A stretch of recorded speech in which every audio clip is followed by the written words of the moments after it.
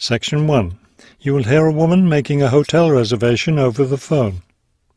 First, you have some time to look at questions 1 to 4.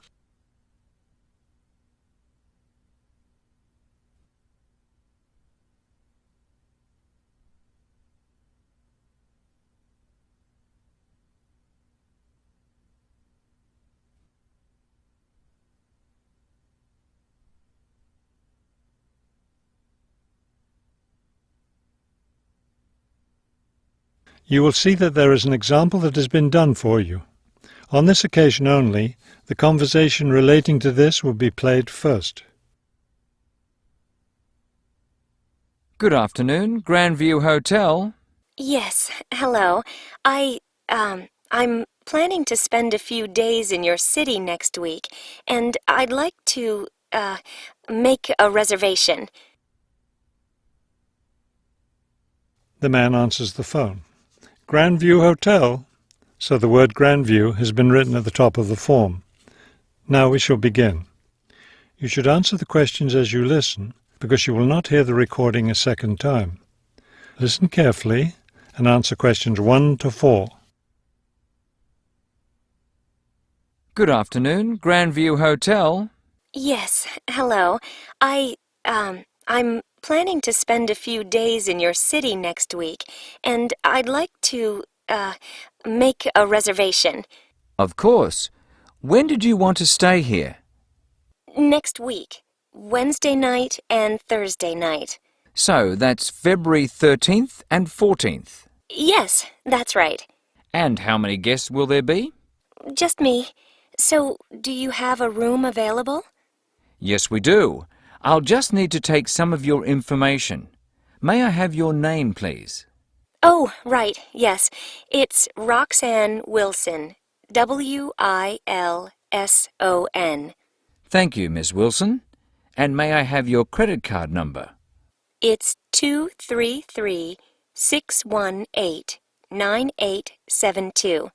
9872. Got it. All right, Miss Wilson. I have your reservation confirmed. Can I help you with anything else?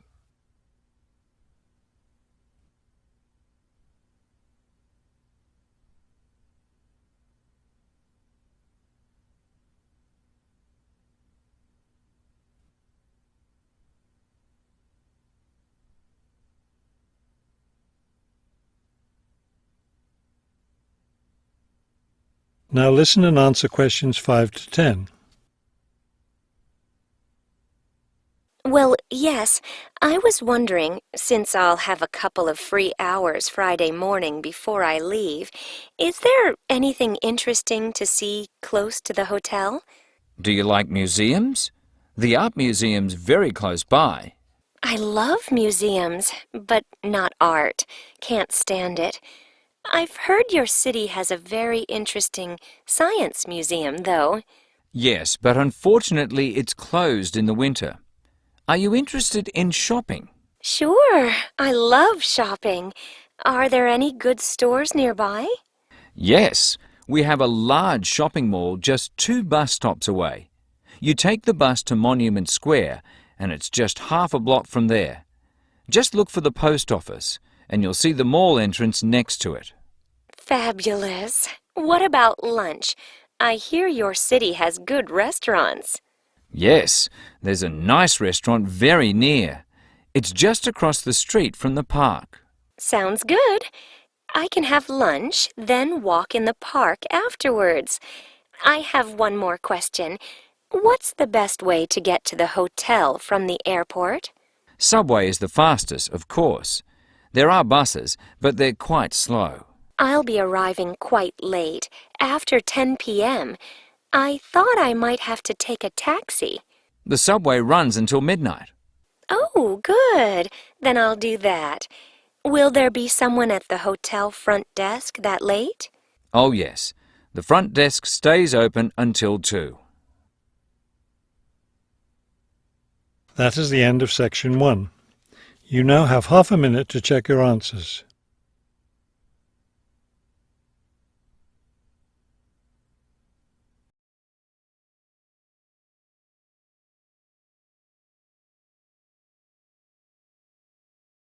Section 2. You will hear a tour leader giving information about a bus tour. First, you have some time to look at questions 11 to 15.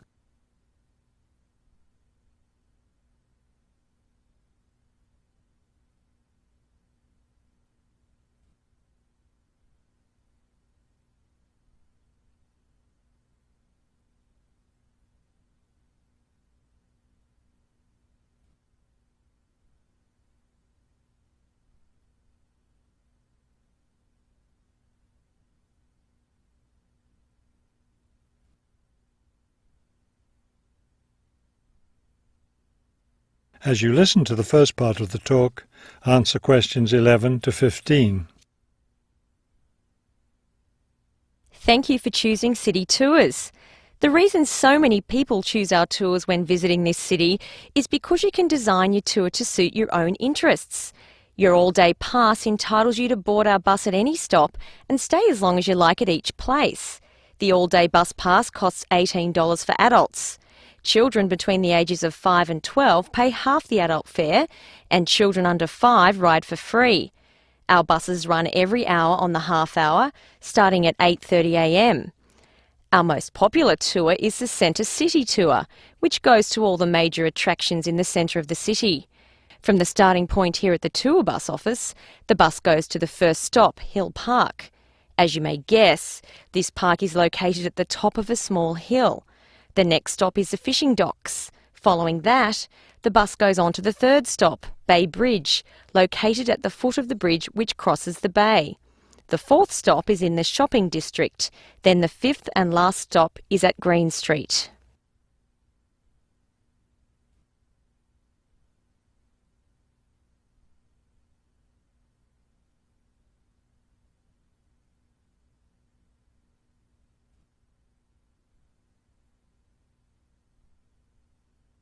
Now listen and answer questions 16 to 20. There are many interesting things to do and see on the Centre City Tour.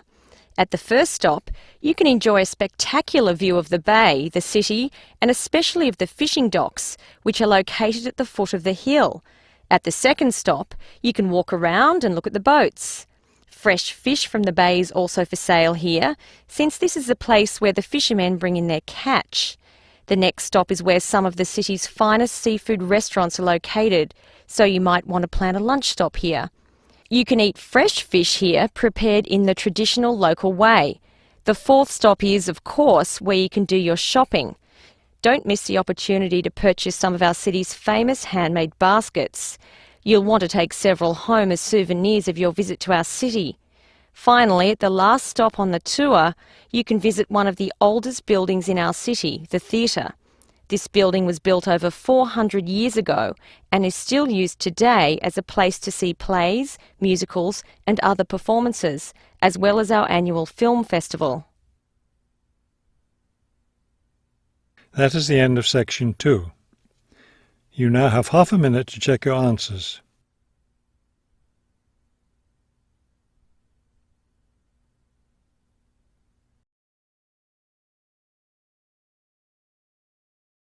Section 3. You will hear a conversation between two students planning a research project. First, you have some time to look at questions 21 to 23.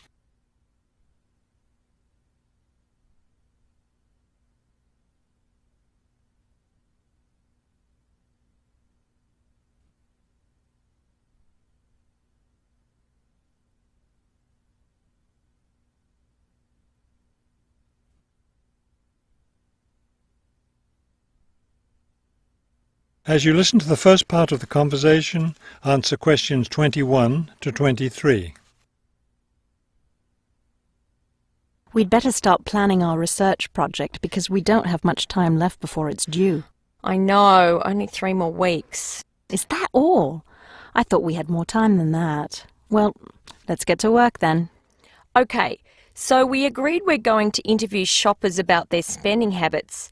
Did we decide to conduct our interviews at the department store? We haven't decided anything definitely yet, but I think the shopping mall would be a better place. We'd get more of a variety of shoppers there. Yes, that's a good point. So let's do that.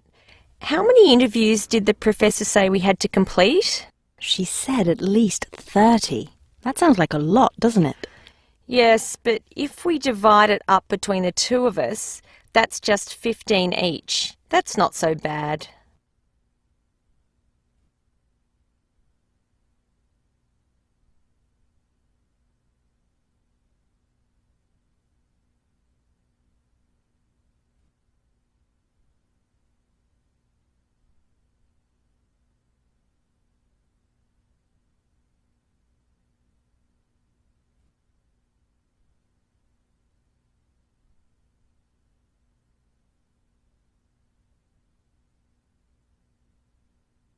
Now listen and answer questions 24 to 30.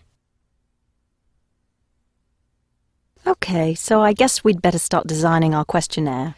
Well, we have to do some reading first, don't we? Didn't we say we were going to compare our results to the results of a government study? Right, the government study about how the economic crisis has changed people's spending habits. We want to see if we get similar results. Yes, so we'd better read that first and then design our questionnaire. Then I guess we'll be ready to go out and interview shoppers. No, don't you remember? The professor said she had to approve our questionnaire first before we actually conducted the interviews. Oh, right. So we'll get her approval and then conduct the interviews. I think a Saturday would be the best day for the interviews because everyone's out shopping then. Right. We'll do it on a Saturday then.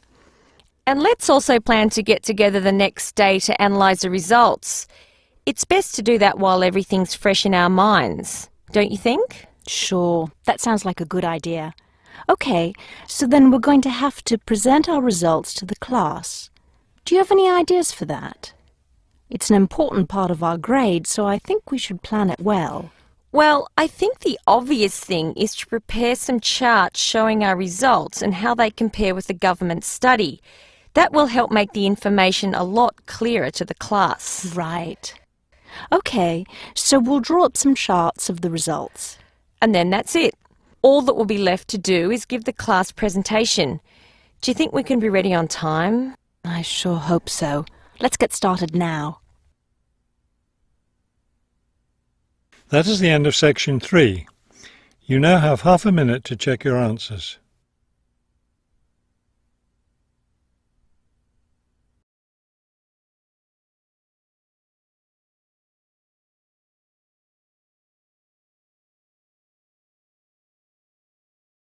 Section 4. You will hear a professor give a lecture on Louisa May Alcott. First, you have some time to look at the questions 31 to 40.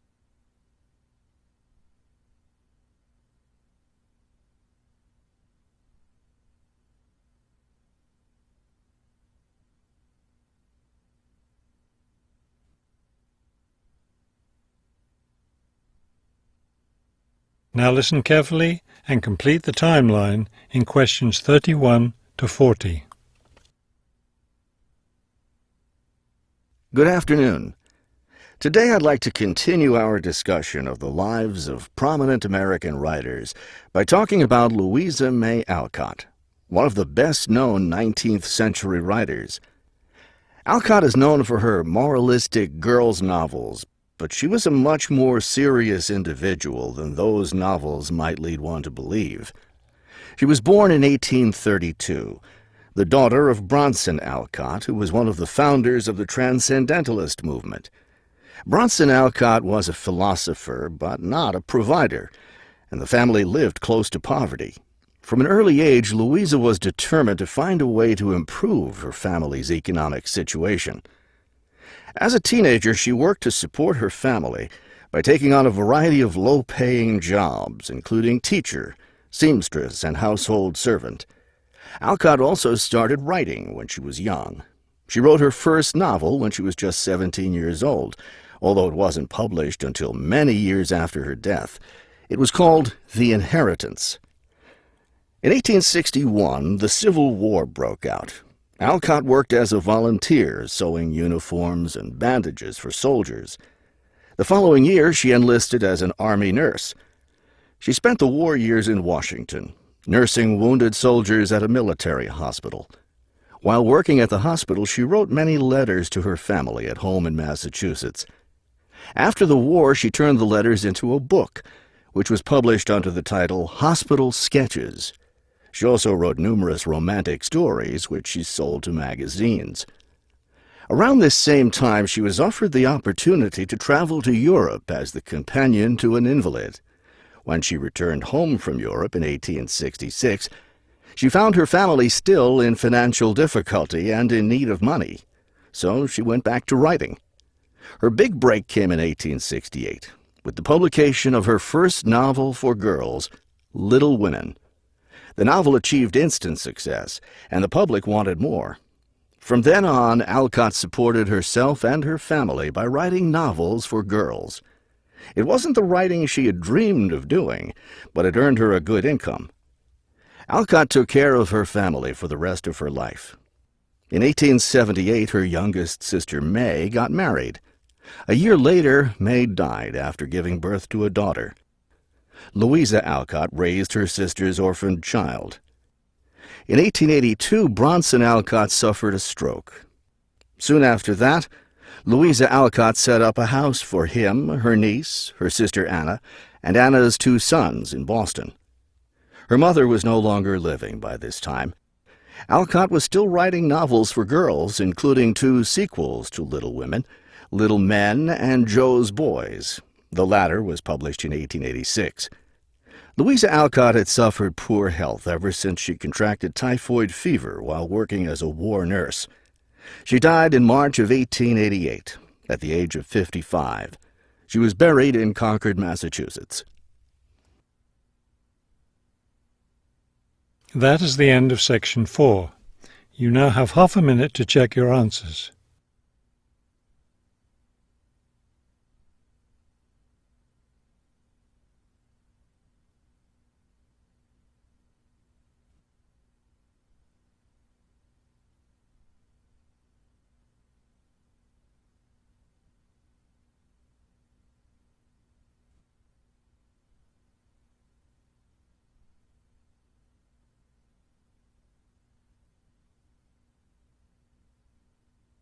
You will now have 10 minutes to transfer your answers to the listening answer sheet.